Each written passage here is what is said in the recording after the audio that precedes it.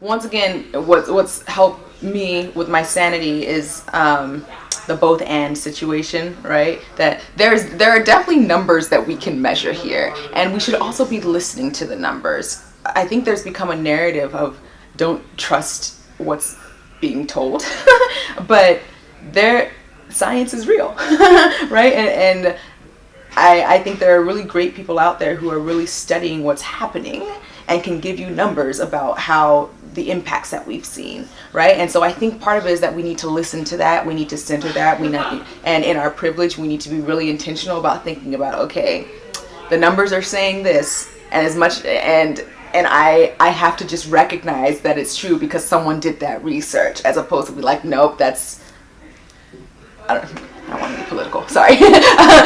Instead of trying to counter that. So, especially when it comes to environmental stuff, you can't look at the temperature levels rising. You can't look at a lot of stuff and recognize that a lot of work has gone into quantifying where things are. But at the same time, I also think that there needs to be more emphasis put on the cultural side of things, the feeling side of things.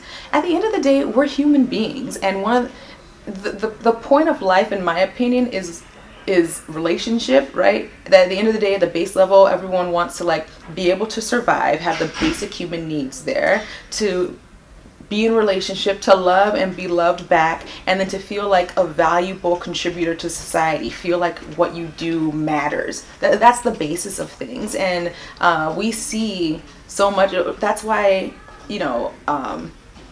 the worst punishment that you can get in prison is solitary confinement, because you're taking away from everybody. That's literally the worst punishment you can get. And so I think if we recognize the data behind that, and thus we prioritize how do we create a world where on an individual level people all feel like they matter in this world, and then try to apply that more broadly, we'd see things getting much better. And that's why things like microaggressions matter so much, because a microaggression is when the little cultural things that are done and said based on a stereotype, right? As little as, oh, you're so eloquent, or your English is so good, or can I touch your hair, that kind of stuff. It seems so little, but to someone who exists in that every day and receives that every day, it turns macro to them. I think a study actually came out that was showing how Black and brown women, how their health has been impacted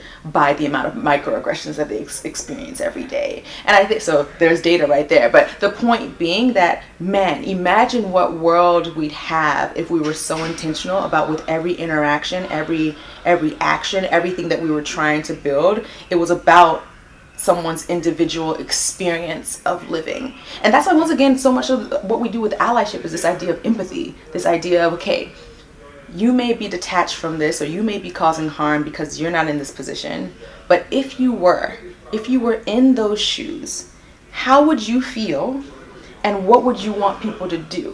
What would you want to see? And that's why I'm like, look, I'll take it as a win if this Thanksgiving, do you know how many trainings we do during Thanksgiving? When all your family members are saying that racist, that xenophobic stuff, instead of staying silent, you commit to that conversation to move that mind, because you better believe if you're silent, you are complicit in that harm going out into the world, however it is able to go out.